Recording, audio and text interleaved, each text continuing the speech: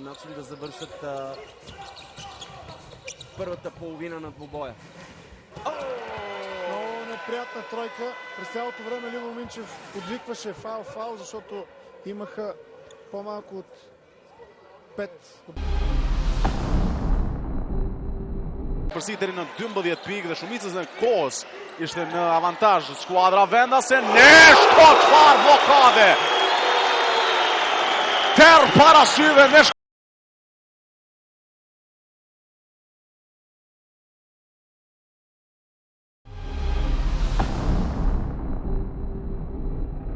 Крило на домакините.